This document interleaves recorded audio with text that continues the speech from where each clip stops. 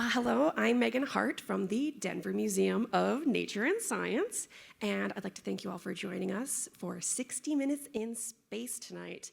And hello to our virtual audience as well. Thank you for joining us. It's my pleasure to introduce our guest speaker tonight, astrobiologist Dr. Graham Lau. Dr. Lau is Director of Communications and Marketing for Blue Marble Space, a research scientist with Blue Marble Space Institute of Science, and Director of Logistics for the University Rover Challenge, and he hosts a show called Ask an Astrobiologist, which is sponsored by the NASA Astrobiology Program and SegaNet. Please welcome Dr. Lau to the stage.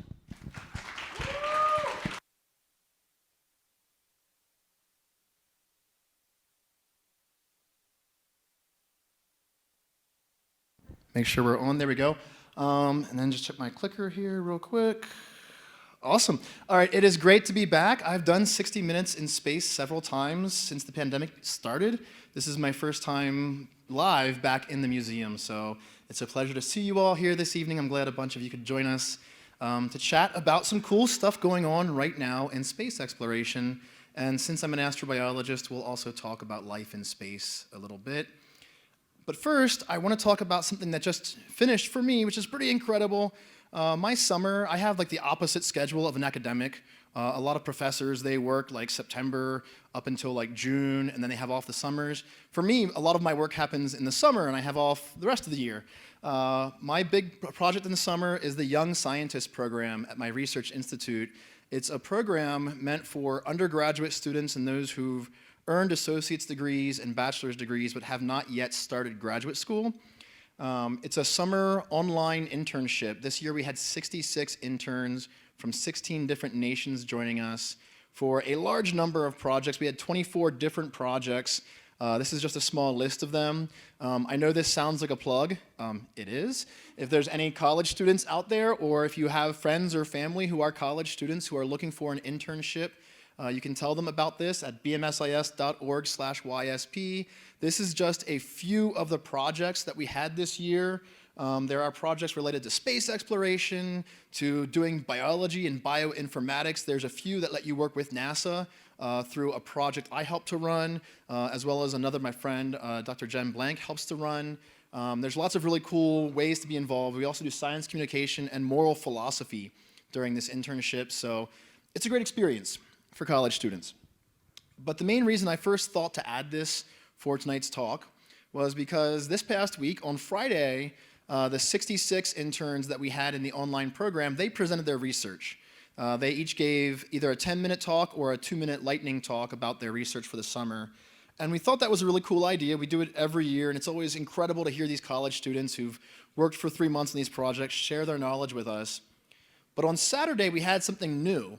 We had a teen version of this conference for some of our younger students who are middle school students, mostly 12 and 13-year-olds. So every summer we also have a program called Ask. It's an astrobiology studies for kids program that our interns help to manage.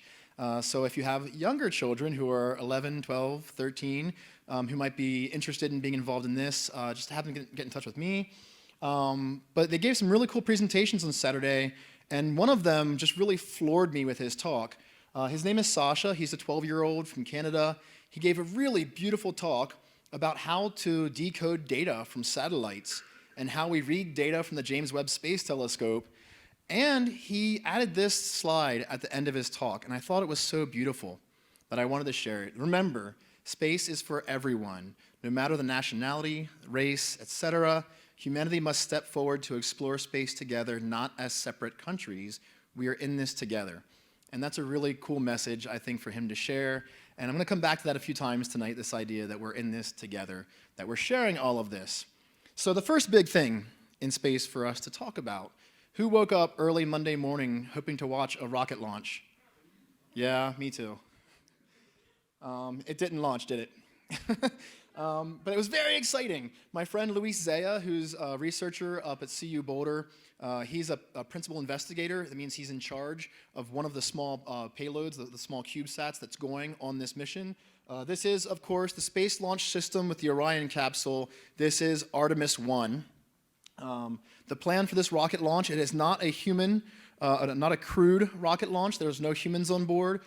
This is solely to test the Artemis mission, to send the first Artemis mission out to the moon over about a 6 to 7 week period. It'll orbit the moon and come back. It has a whole bunch of CubeSats going to the moon. Some are going to actually land on the moon. Some are going to stay in orbit of the moon.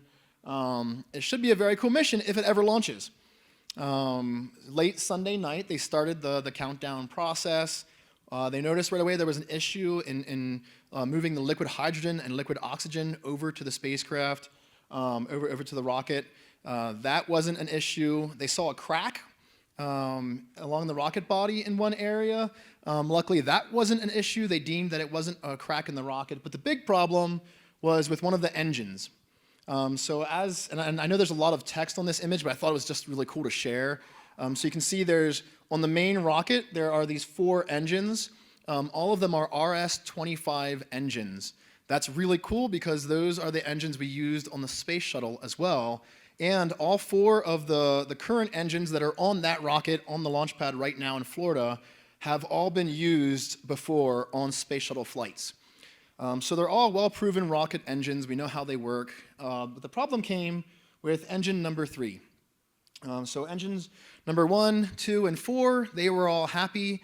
There's this process that happens where they have to slowly bleed the engines. They have to allow a little bit of fuel to bleed through the engines to bring the engines down in temperature to around negative 420 Fahrenheit, so that they can actually then ignite these things and light the candle and send that thing on its way.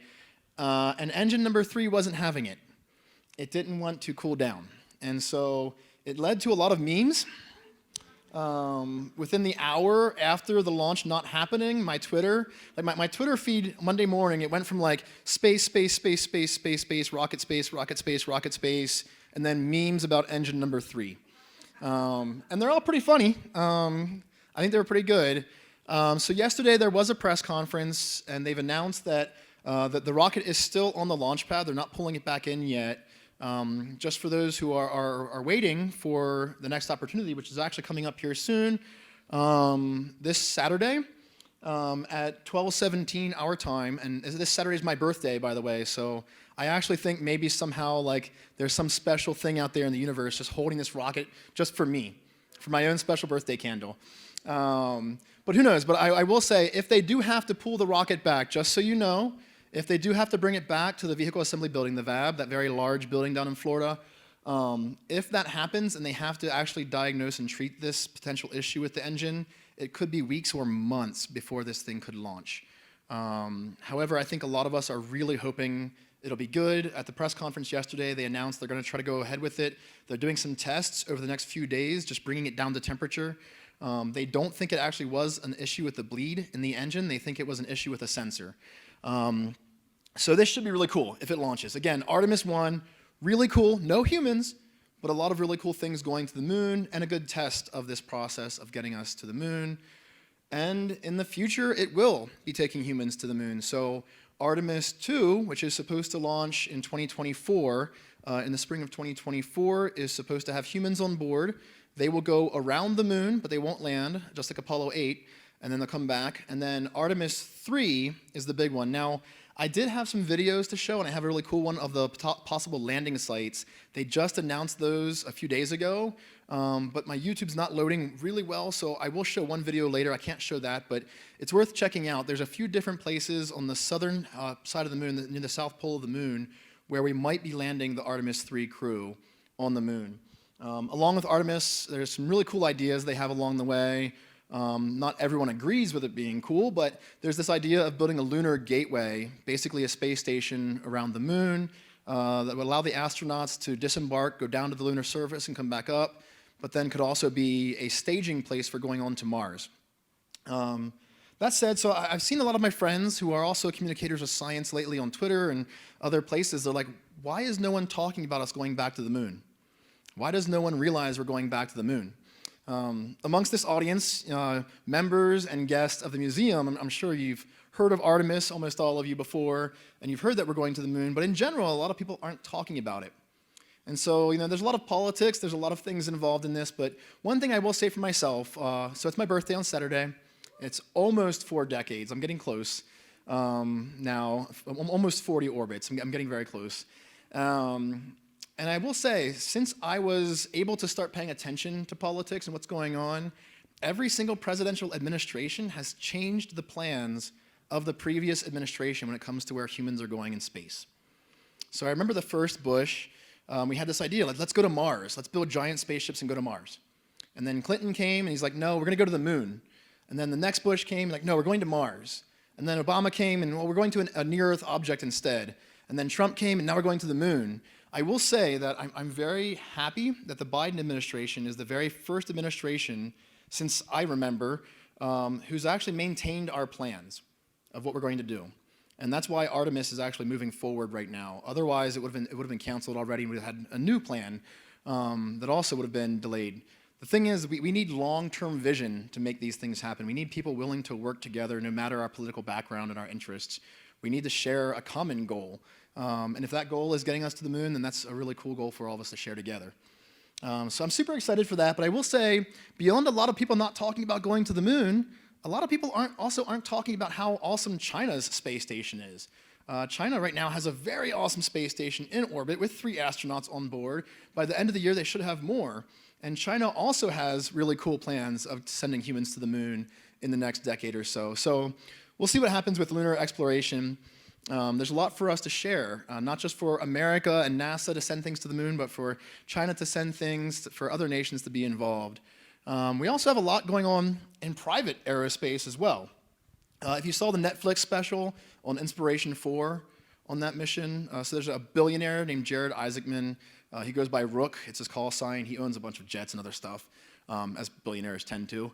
But he also funded the Inspiration 4 mission that took along 3 individuals into space with him. They actually went further away from the Earth on the Inspiration 4 mission than any humans have since 1972. So the last time humans went that far away from the Earth, they kept going on to the moon and then back around again. Well, Jared Isaacman now has 3 other missions right now in the works with SpaceX, the first of which is Polaris Dawn. But the Polaris project has 3 missions. With Polaris Dawn, they intend to go even higher, up to roughly 500 kilometers above the surface of the Earth. It's roughly twice the distance for the International Space Station. He also wants to be the first human to do, or the human who does a spacewalk furthest from Earth. So most of our spacewalks so far have been around the area where the International Space Station is, or the space shuttles used to fly. This would be the furthest away from Earth where anyone has ever left a capsule and walked out into space, which is pretty cool. There's also a lot of other cool things going on in private space. The company Axiom is building a really cool module to dock with the International Space Station, but that module itself could be disconnected and start building a new space station. There are companies right now coming together to build orbital reef, including companies like Sierra Nevada Corporation, a few others that have presence here in Colorado. Their idea is to build the first business complex, business park, basically, in space. There's also organizations that are building other kinds of space stations, things like that. And so private aerospace is also taking off. So we have Artemis, yes, but there's also a lot more going on in human space exploration right now. But like Sasha said, remember, we're in this together.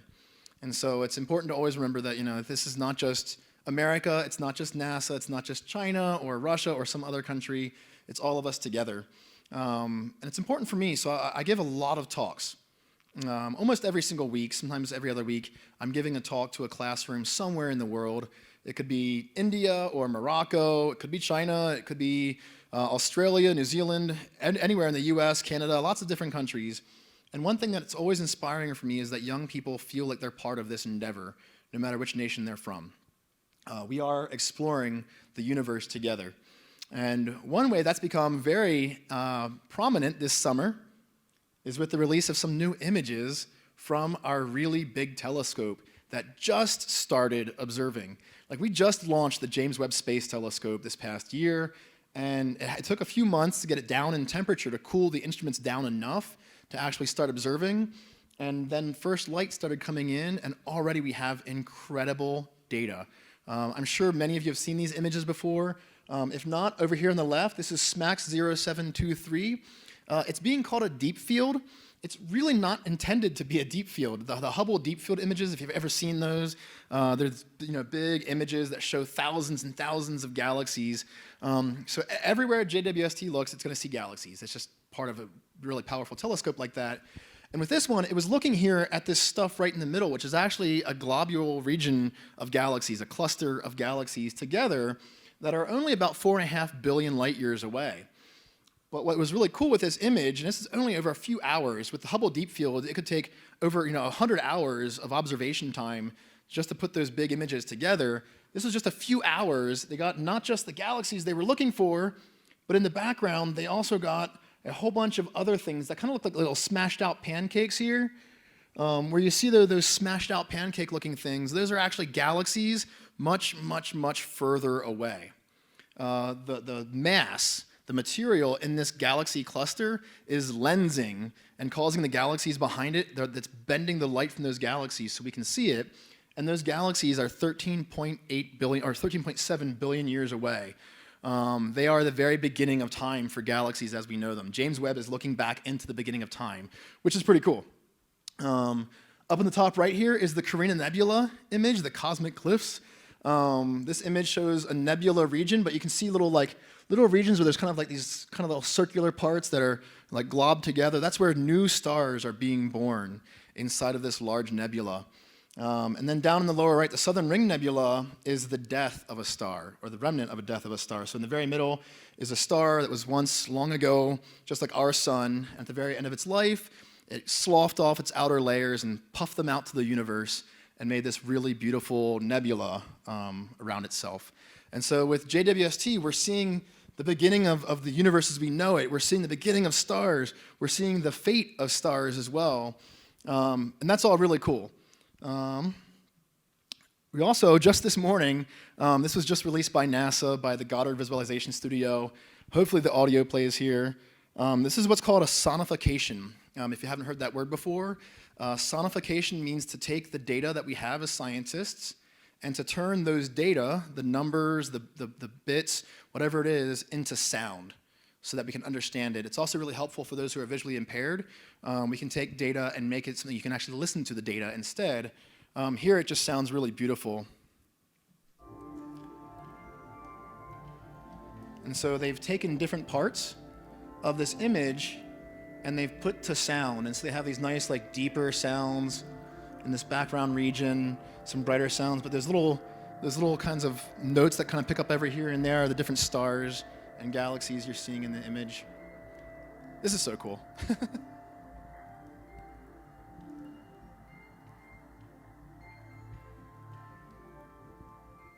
Yeah, there was a point in graduate school where I almost considered just quitting and just getting into sonifying data and making cool things for like social media and stuff because it's beautiful and awesome.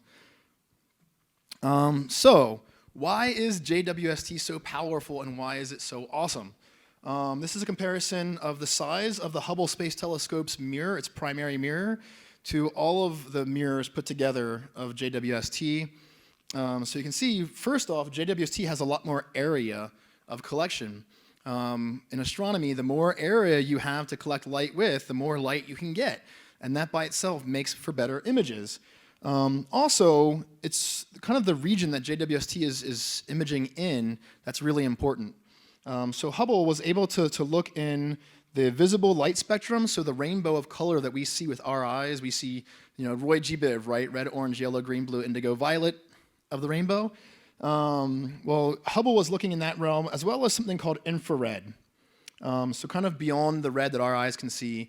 Hubble could see some of that, but JWST is looking not just in the near infrared. It sees a little bit of orange, a little bit of red, but then it sees a lot of infrared out through the mid-infrared realm, which is really good for a lot of reasons. One, it's good for seeing through dust, which is pretty cool. So looking at nebulae and things like that, or just looking for stars, it can look through the dust pretty well out there, which Hubble can't, and so that's really helpful. Because of that, it got a really cool image, for instance, of Jupiter that was just released recently. There's really no data in this image, it's just a picture, but it is a really cool picture of Jupiter in the infrared. And what's really cool with infrared, you can see the aurorae, for instance, on the northern and southern hemispheres of Jupiter. You can see some of the moons of Jupiter out here. This is actually a slightly larger part of an image. I had to crop part of it down, but it's a really cool picture. It can see through some really cool dust and see things like Jupiter. But why infrared? Why does that matter? And I said, we look back, over 13 billion years to these galaxies in the distance, but they're being lensed. They're being magnified by those slightly closer galaxies. But JWST really could just see those galaxies by themselves if it had enough observing time. And even though we haven't seen it yet, I guarantee you during its lifetime, we're going to get a really cool deep field image from JWST that's going to show us a lot of galaxies very, very far away, because it can do that a bit better than Hubble could. So you might have heard before that if you look at the sky at night and you see stars with your eyes, it's like looking back in time, right? I see this meme every now and then pop up on Facebook or something where it's like, if you wish upon a star, it doesn't really matter because the star's dead, just like your dreams. I know. It's terrible, but you know what? It's not true. Because if you look up in the night sky and you see a star, the light you see from that star is at most maybe 1,000 years old, maybe 2,000, but I doubt it. Most of us don't have good enough eyesight to see that many stars. In general, most of us can see about 2,000 stars with our naked eye. I know it feels like a lot more when you look at the stars at night, but it's really not. Usually it's about 1,000 at most you're going to see with your own naked eye looking at the stars at night, and they're very close to where we are. But it is a time machine. You are looking 1,000 years into the past. If a star is 1,000 light years away, it took 1,000 years for that light to reach us, and so you are looking into the past. But if we take a telescope and we start looking at stars even further away, or especially galaxies even further away, then we really are time traveling. Then we're going, 100,000 light years across the galaxy is 100,000 years in the past. Or we look at Andromeda, it's 2.5 million light years away. It's 2.5 million years since that light left to come down to our telescope for us to look at it. But when we start looking further and further away, there's a little bit of a problem with that light. And the issue is that we learned long ago through Edwin Hubble that the universe is expanding. And not only is it expanding, but things that are further away from us are moving away even faster than things that are closer to us. And so something really, really far away, like one of the earliest galaxies that formed in our universe, it's moving away so fast, it's actually changing the color of the light coming to us. You might have heard of this before as the Doppler shift. So things moving away from us really fast. If we have a star and it's moving away from us really fast, it actually extends the wavelength of the light out and shifts it towards the red. On the other side, if a star is coming towards us super fast, it'll actually condense that wavelength a little bit and make the light turn blue or go towards the blue end of the spectrum. And so things that are really far away, like the earliest galaxies, they're so far away that they're entirely redshifted outside of Hubble's observational range. So Hubble literally cannot see the earliest galaxies because it doesn't have the ability, because that color is missing. But not so for JWST. Again, it's looking entirely in infrared, and so JWST can look back, not just the early history of our own solar system, when that was forming, back through what we call the quasar era, which is when a lot of these supermassive black holes were forming inside of galaxies, but they also see the very first galaxies, roughly about 100 million years after the Big Bang. We think it can see back that far. And so there's some really cool data coming yet. This image I know is super grainy, but I thought it was a really cool representation, just showing you kind of how far we can see with these different kinds of telescopes. So ground-based observatories, we're looking back 6 billion-ish years maybe. That's the best we can get. But then you get some things like Hubble. So in Hubble's deep field, the best one yet, it goes back, it's actually a little bit less than 480 million years. It's about 400 million years, we think, right now, after the Big Bang. But that's about as far back as Hubble can look. But with JWST, we can look back even before that, not just 200 million years, but we think maybe 100 million years after the Big Bang, which is pretty cool. So so why infrared? So yes, we can see through dust. It also allows us to see the earliest things in time. But again, I'm an astrobiologist. I want to know if aliens are out there. And one other great thing about infrared is that it lets us look at the atmospheres of exoplanets really, really well. And so these exoplanets that are out there, and I'll explain these data here in just a minute, So we have these exoplanets. They're orbiting around stars, and some of them are facing towards us as they orbit around their stars. So say I'm the star, the planet's here, it's orbiting around, and as it comes out in front and starts to block my light shining on all of you, a little bit of that starlight can shine through the little veil of atmosphere on the edge of that world. And just that little bit of light shining through the atmosphere, the chemistry of that atmosphere, it interacts with that light. And when that light comes to us, we can actually learn a little bit about what's in that atmosphere, the chemistry of that exoplanet. And so these data were part of the very first release of images from JWST. This is from WASP 96b. So this is a planet survey, a large telescope survey from around the world. They found a few hundred of the exoplanets we know of with this survey.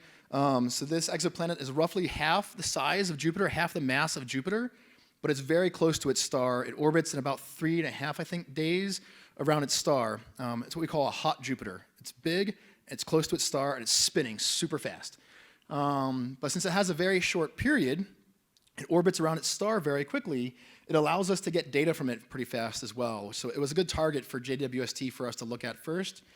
And some of the cool stuff you're seeing here, one, there's kind of like this little like dearth of data. It's kind of like wiggly here. But then we start seeing some peaks in the data that get better and better. And some of these peaks are pretty broad. So not only are we seeing water in the atmosphere of this Jupiter world, Jupiter-sized world around its star, we're also seeing what we think is haze or clouds inside of the atmosphere. So that's pretty cool to see.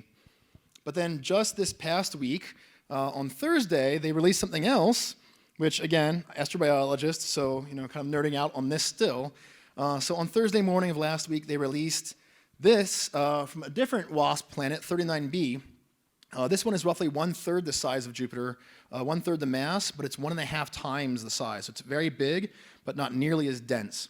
And this is the very first time we've discovered carbon dioxide in the atmosphere of an exoplanet. Carbon dioxide by itself could actually be an indicator of life in some places. Probably not on this planet. Again, so this is a very big planet. It's a Jupiter kind of size planet. This one also orbits around its star in about 4 days. So it's very, very close to its star, probably very, very hot in the atmosphere. And if there is any kind of surface, which I doubt, very hot there as well. But still, finding carbon dioxide is pretty cool. And so as an astrobiologist, just seeing these first data, these are just the very first data we've barely been observing with JWST. It's just been a couple of months. And on my show, Ask an Astrobiologist, last year, Natalie Battaglia came on the show. She and her team, she led the team that found that CO2 in the atmosphere of WASP 39b. She's a professor at UC Santa Cruz. I know that she and some others are already looking at the TRAPPIST planets, if folks know what that is. We're also looking at Prox B, which is orbiting around one of the stars closest to our own.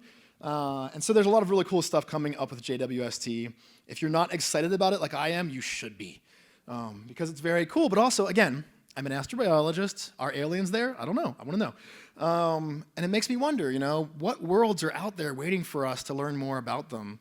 With JWST, we might get those kinds of data we need to detect possible signs of life within the atmospheres of these other worlds. And so there are teams right now who are actively considering what is a good biosignature, what is a sign of life that we can find in an atmosphere? Do we need to find oxygen? Or do we have to find oxygen with something else like methane? We have methane in our atmosphere. That really should not happen.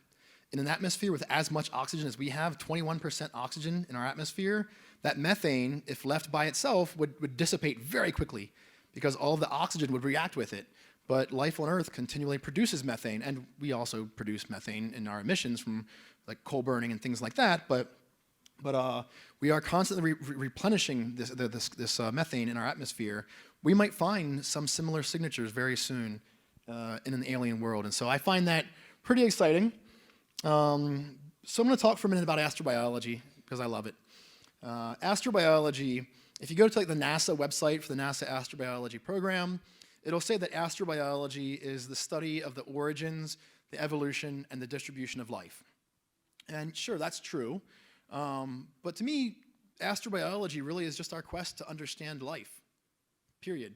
We want to know, where did life come from? How did life come here to our planet? Did it start here or come from somewhere else?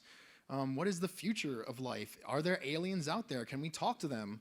And so some of the things we're trying to answer as astrobiologists, there are a lot of people right now working really hard to figure out, how does life start? Can life begin on a planet like Earth? And if so, does it start inside of an ocean, on the bottom of an ocean, or does it start maybe around a hot spring on the surface? Can it start in a world like Venus or Mars? Maybe Venus had life in the solar system before the Earth, but lost it long ago. There's a lot of things we don't know. And so we're also considering how worlds and life evolve together, how life becomes a planetary process and takes over the surface of a planet, and then feeds into the kind of biodiversity that we see here on Earth. I mean, life is incredible here on Earth. I think it's so easy for us to take for granted what life does. Not just fish swimming and birds flying and mushrooms and things like that, but I also have a talk I give called The Craziest Creatures on Earth, where I just talk about weird animals and weird plants that are out there and the weird things they do, because there's a lot of stuff that does just really extreme things relative to us. There are things like hummingbirds that eat just a bizarre amount of calories for their own body weight, and yet they thrive. There are things like blue whales, these giant creatures of the sea that eat tons and tons of krill every day just to stay alive. Life has found weird ways to move, to jump, to bounce, to hop, to swim. And it makes me wonder, what will aliens look like? And I don't know. And that's part of the fun of the adventure of looking into it.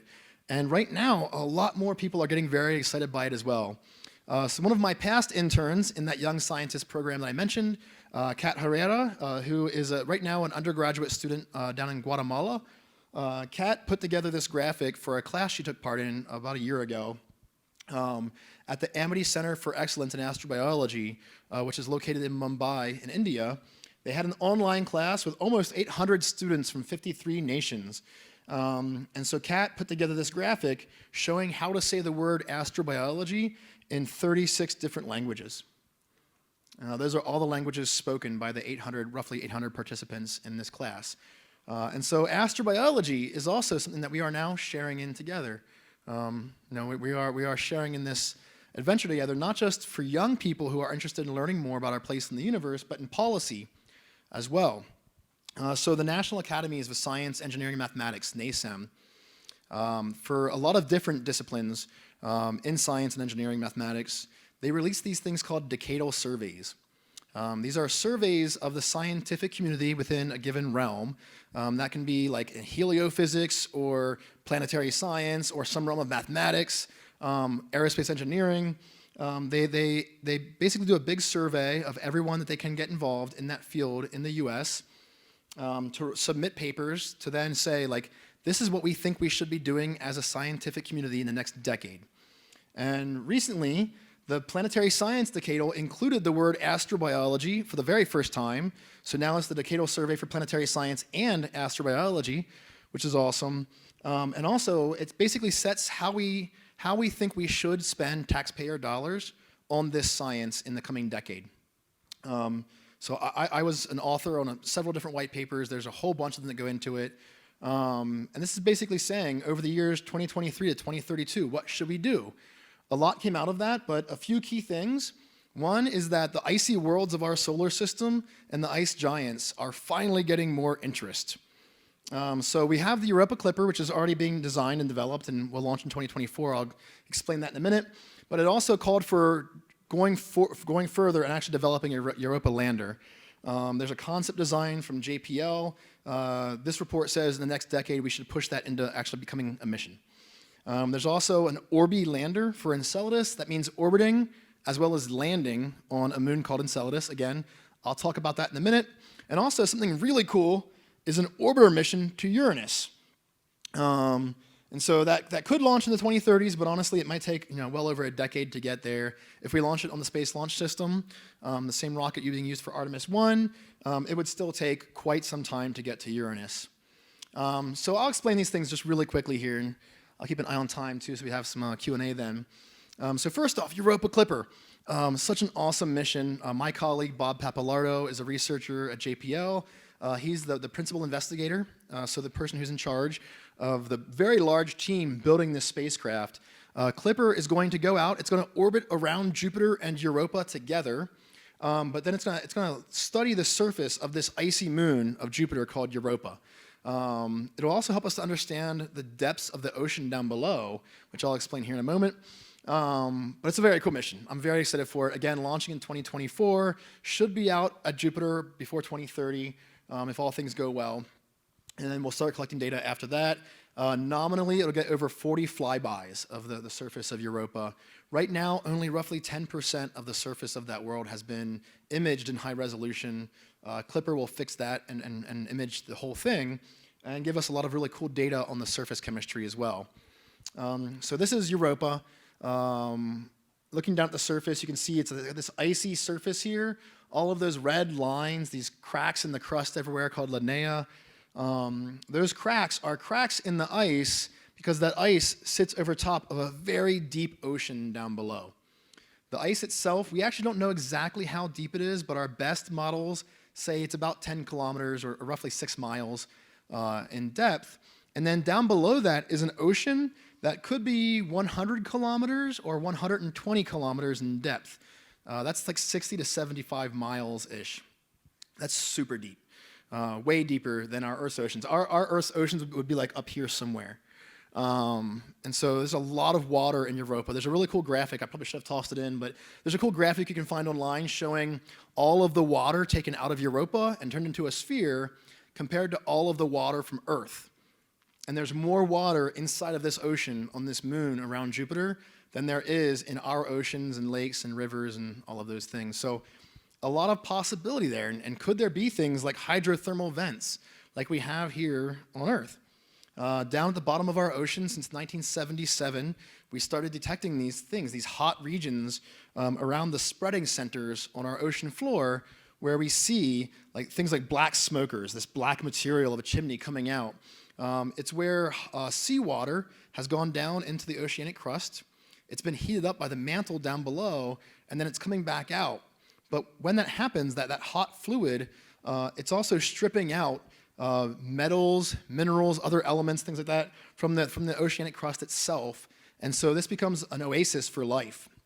And we see things like these giant tube worms, these Riftia pachypedala. We see these albino crabs, albino shrimp, all kinds of cool things living around there. So are there hydrothermal vents on Europa? We don't know.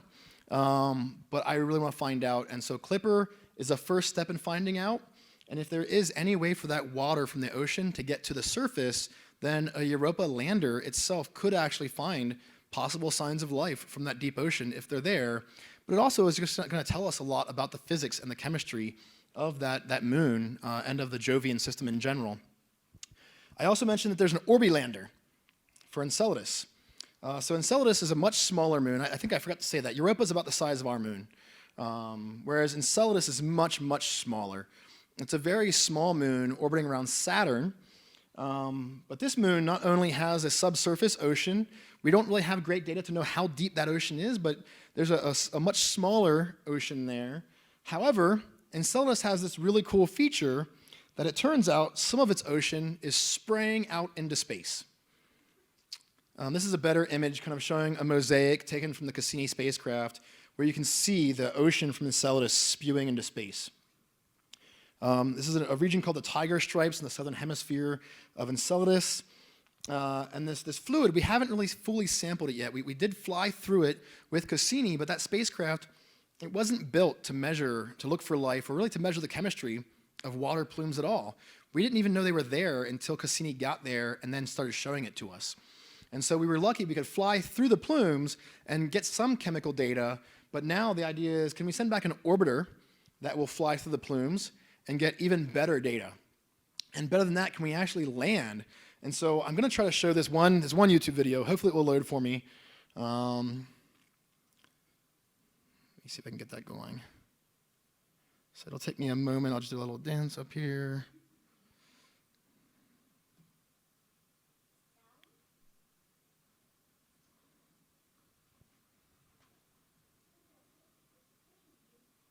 Something like the digital holographic microscope, or if it's just volatiles, we can sniff it. Either way, we will assess, and we want to go deeper. So if it's an open crevasse, we could actually just rappel down. If gravity So this doesn't is the dominate, Exobiology Extant Life Surveyor. It's a giant eel, and so they call it eels, that could climb down through those cracks on Enceladus. It's a self-driven corkscrew. And so basically like a big snake, it could crawl out of the spacecraft, crawl over to the plume, and then go down inside and kind of dig its way down inside of those tiger stripes to do some data analysis for us, maybe even get into that ocean or get close to it. You can push harder on the walls and induce more force than gravity is, or in this case, the gravity or the plume flow is putting on the Such a cool robot. So this is actually a separate model. So if it's the open crevasse, we have that spiral shape. If we have to go down through one of these cryovolcanic models, we can be... Cool, and the voice there, that was Kalen Carpenter. He was a roboticist at JPL. He's moved on now, but he helped to design this mission called EELS. And so he and my friend Morgan Cable are designing this idea to go to Enceladus and have a lander there. Finally, Uranus I mentioned. So a mission to Uranus, or if you like to make jokes, Uranus, is being planned now for the next decade. Again, if we launch it in the 2030s, though, it could take over 10 years to even get there.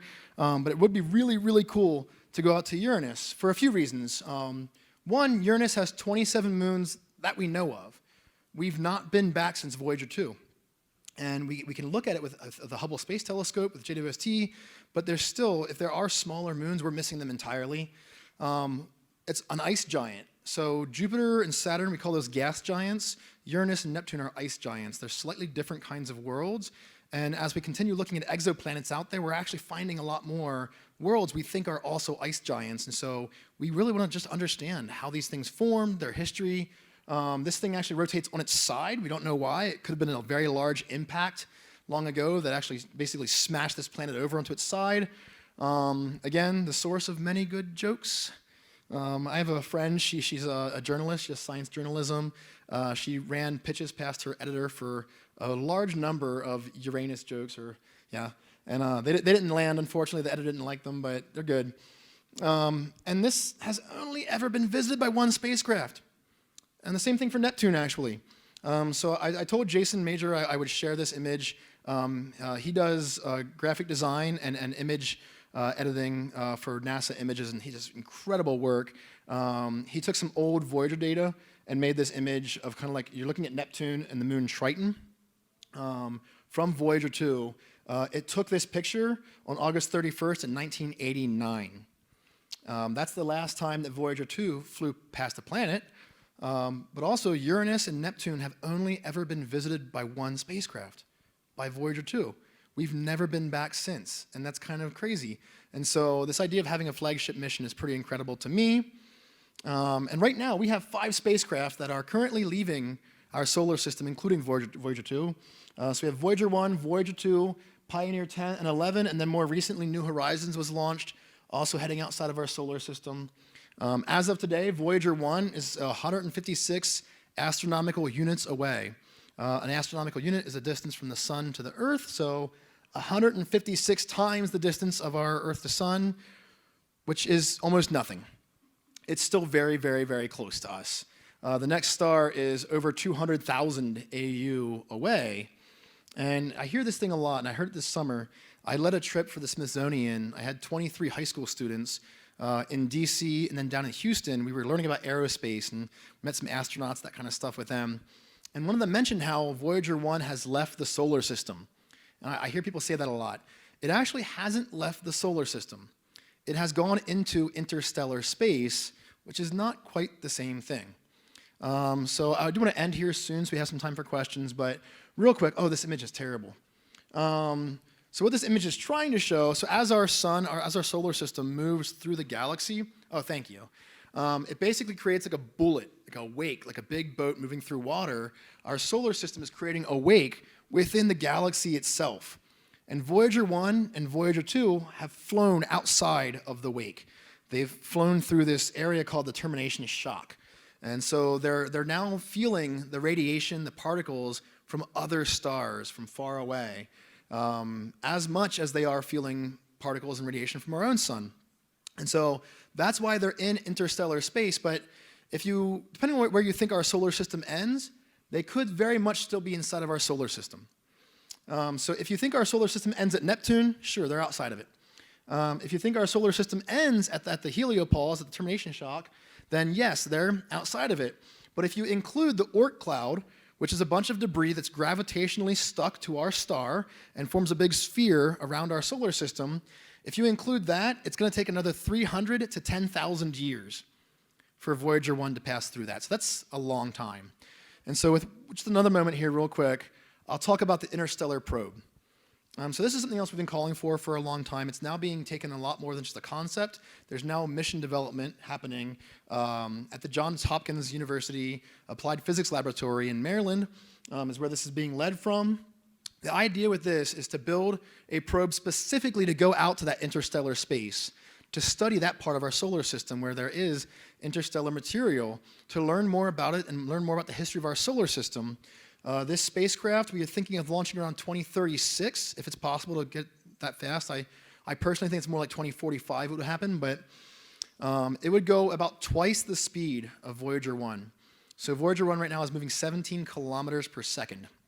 It's very fast. It's about 3.5 astronomical units per year. This interstellar probe will reach up to about 7 astronomical units per year, so it'll get out to where Voyager 1 is right now in about 17 years. And so it'll leave our planet very fast, get a little pickup from Jupiter, and then go on its way. One really cool thing, on the Voyager spacecraft were these golden records, the Voyager golden records. We embedded those on the spacecraft to kind of have a message about who and what we are as a species.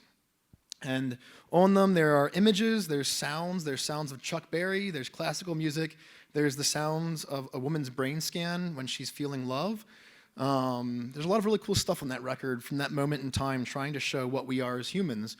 I'm part of a group right now who are collaborating on a new record that would go on this interstellar probe. And so our work right now is to think of how do we represent humanity right now? What is a snapshot? Not just of us in America, not just of those of us who have things going into space, but all of us around the planet, around the world. What is the history of our world?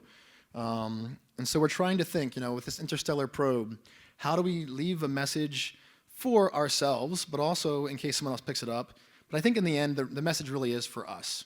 How do we show who and what we are? And so I'm going to just jump real quick back to this message again. When this kid, he gave an incredible talk. He's so smart. He's a ham radio operator. He has his own call sign and all that stuff. He gave us an incredible talk about decoding data from satellites. But then he left us with this really important message that we're in this together. And so with these 60 minutes in space, I hope you enjoyed a few of the things I had to share about some current events in space.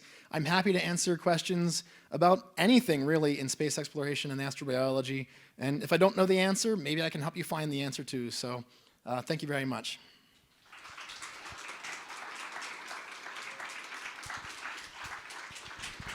Thank you so much. I think that was very interesting. I hope you all enjoyed it. Do we have any questions? We'll be taking questions from the audience, and we'll be getting hopefully some questions from our virtual audience as well. So got a couple people. All right.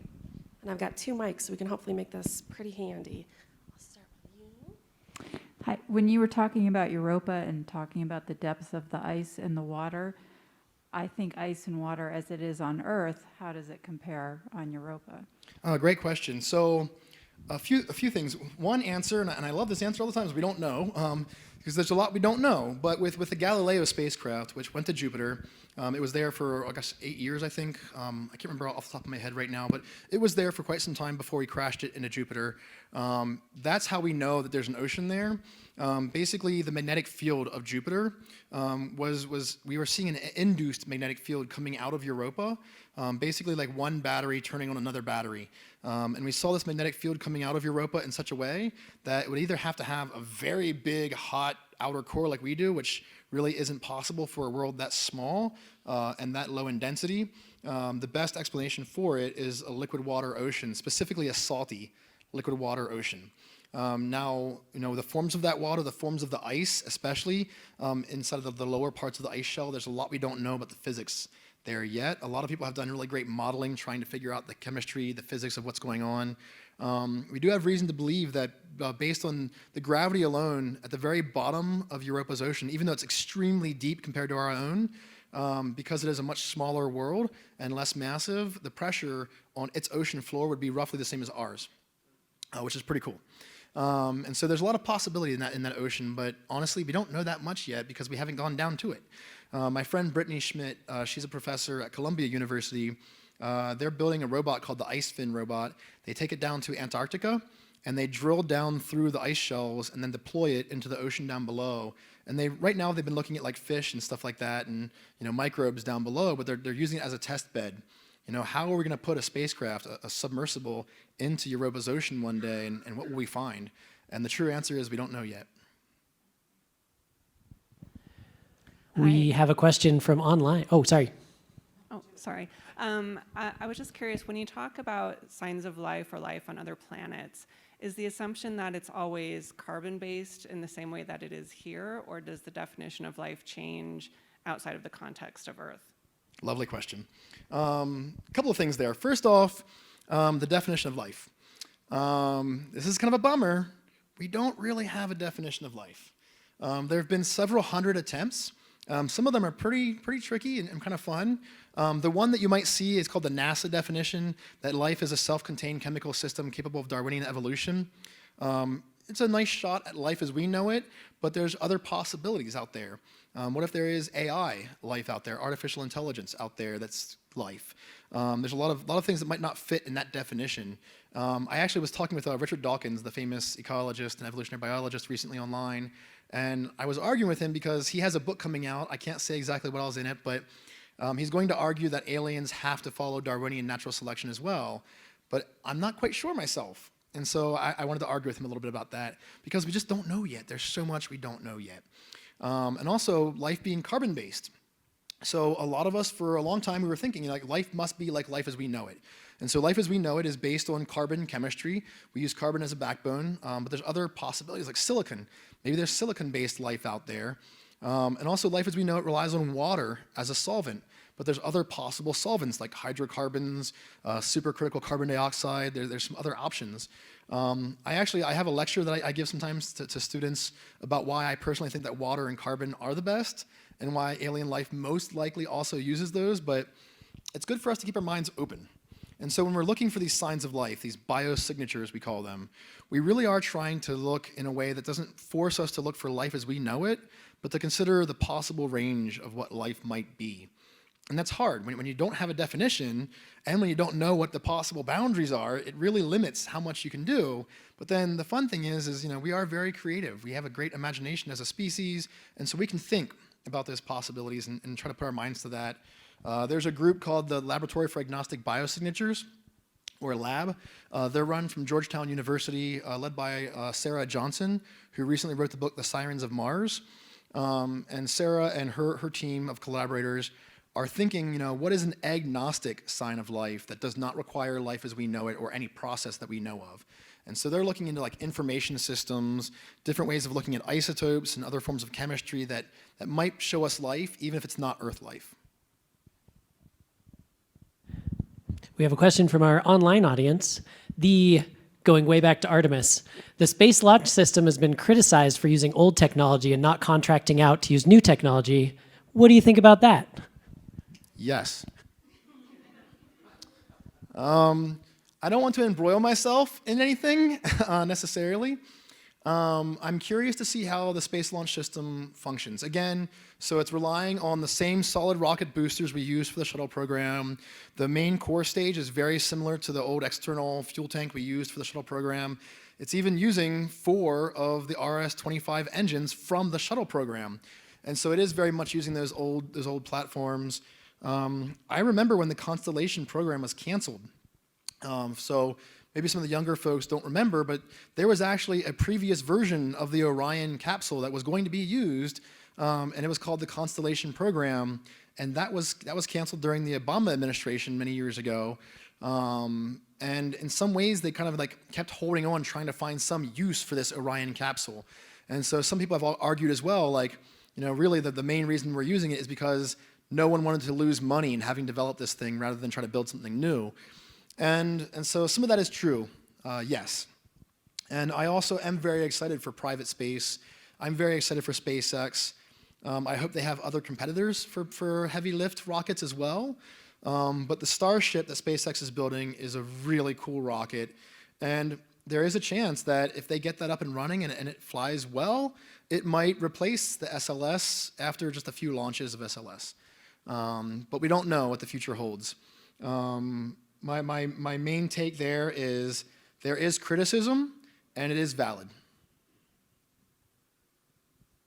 Anybody else in the audience? I've got two coming your way.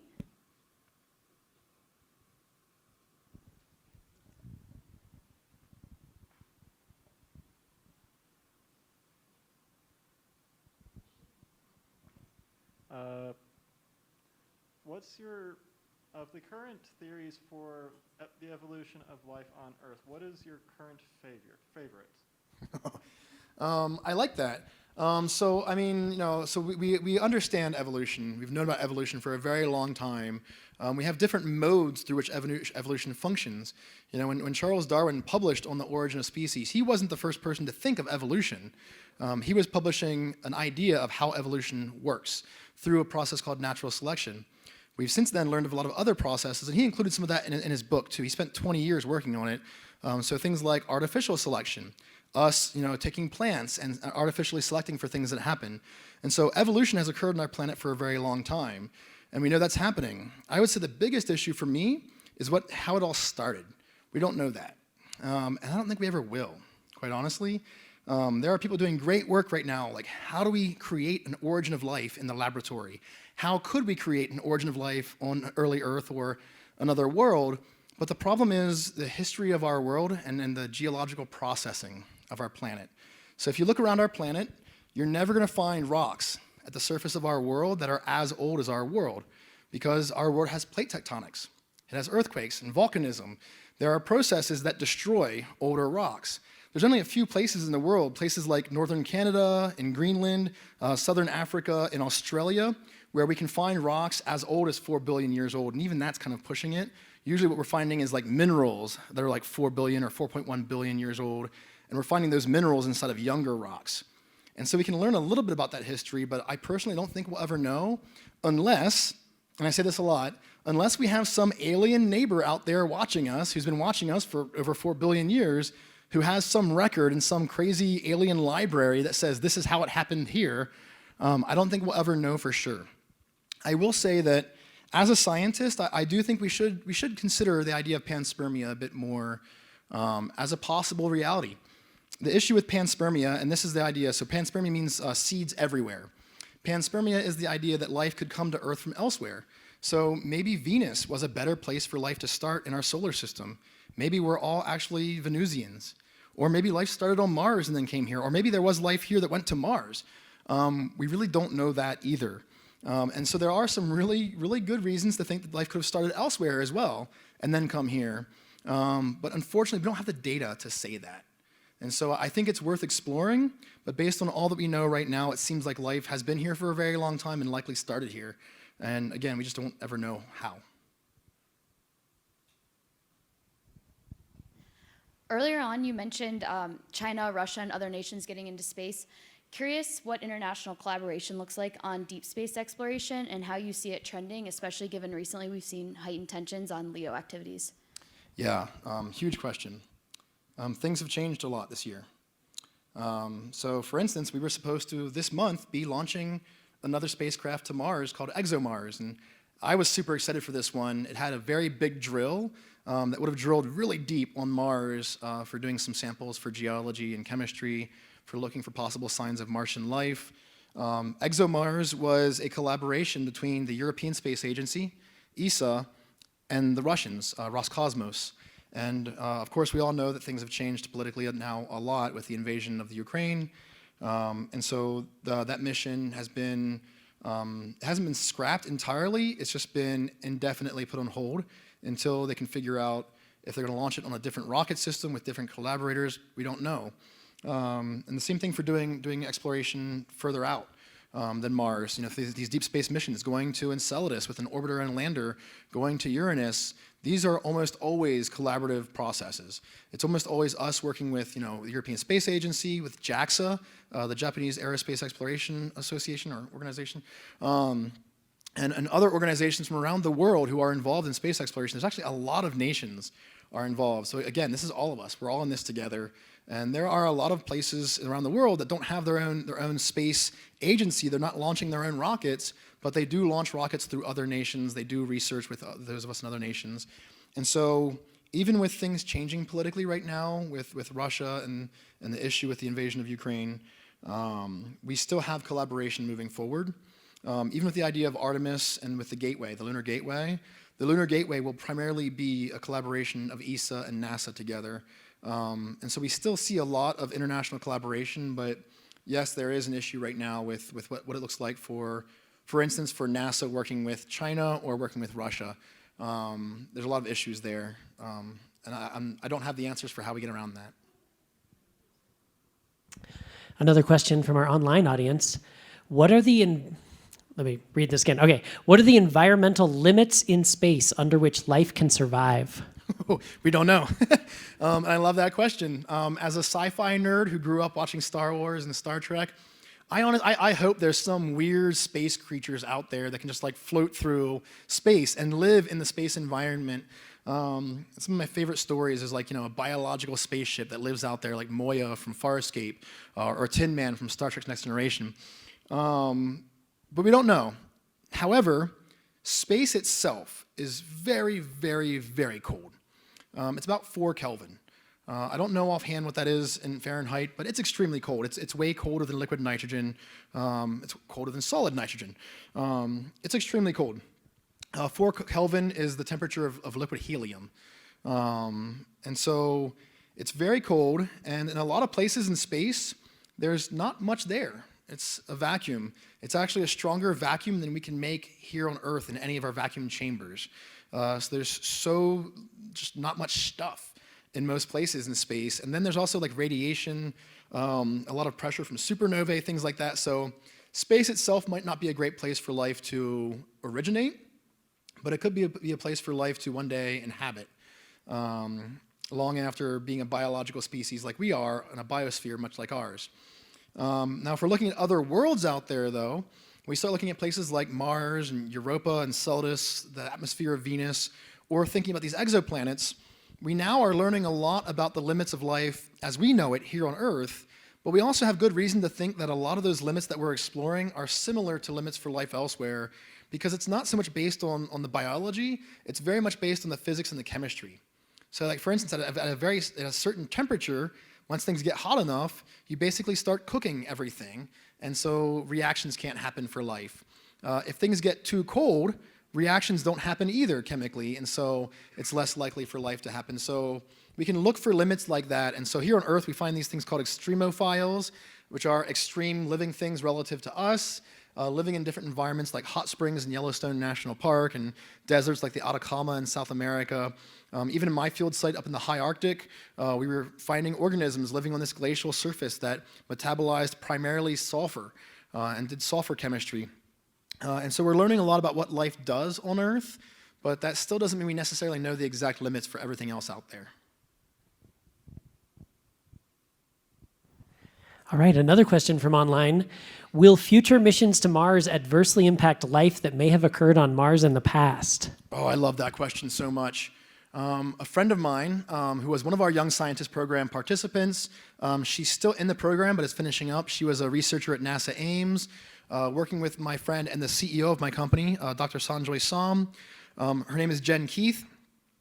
Jen was working on a project to assess, once we send humans in a human habitat to Mars, what is the leakage rate from our habitat and how will that influence the surface of Mars looking for possible Martian life? So in case you don't know, the International Space Station leaks. There is a slow leak rate, but there's a measurable leak rate. Not just air, but also the stuff in the air, like human skin cells and the microbes that live inside of our body, on our skin. They're also being leaked slowly out of the International Space Station. The same thing happens for submarines, for submersibles, even our under-the-sea habitats like Nemo, there's a slow leak rate. It's almost impossible for us to really get full enclosure of anything. It's very difficult. Even for Biosphere 2, which was very hermetically sealed, still had a leakage rate. And so if we send a human habitat to Mars, there's going to be some leakage rate. And if we apply that, like we have for the International Space Station, within just a couple of years, we very quickly start having enough small cellular debris getting spread into the Martian atmosphere that really can start making a noticeable signature around the surface of Mars. So the answer is yes, we actually will be changing Mars just by going there as humans. And so some people have argued we need to get there faster or sooner with better robots, take the samples now, bring them back to Earth to look for Martian life. All of that said, I think we should still send humans. Take a quick check of our in-house audience if we have any other questions in-house. If not, do we have any more online questions? Yeah, we have one more. Based on evidence, what's the likelihood that humans can inhabit another planet or another planet's moon? Okay, fun question. So obviously, we're looking at going to our moon and living there, but we need spacesuits. The space environment, the environment of the moon, the environment of Mars does not like us. We are not meant to survive on the Martian surface. We didn't evolve there. And so living on Mars will also require spacesuits and habitats and things like that, but we can do it. We've had humans on the moon before. We'll have humans on the moon again here very soon with Artemis. I'm very hopeful to have humans to Mars in the next few decades. I'd love to see it in my lifetime, and I think it will happen. That said, some of the other places in our solar system get a little bit more difficult. So the surface of Titan, for instance, Titan is a large moon around Saturn. Its atmosphere, it has a pressure 1.5 times our pressure. It's extremely thick. It's over 500 kilometers in thickness, way thicker than our atmosphere. It'd be a cool place to send humans, but the surface is extremely cold. It's about the temperature of liquid nitrogen on the surface. And so that might not be a great place for humans to inhabit, even if we had spacesuits on a nice space station. The surface of Venus, it's what, 800 degrees Fahrenheit, something like that. Like it's crazy hot on the surface of Venus. Our longest-lived spacecraft from the Soviets, Venera 13, it lasted 127 minutes on the surface of Venus before the temperature and the pressure just melted the thing, basically. And so there are places we really cannot explore, but that doesn't mean we shouldn't try. There's a lot of great places for us to send humans to get out there and learn more and find out more about the universe around us. All right, last call for questions. Anybody else have any questions? Okay, online, are we good? All right, perfect. Well, let's thank Dr. Graham Lau for coming with us tonight. Thank you. Very, very good stuff. And I want to thank all of you for joining us as well, both in-house and online. And keep an eye out on our site. We've got more 60 Minutes in Space coming your way. But one more hand for Dr. Lau, and thank you much for joining us. Bye all.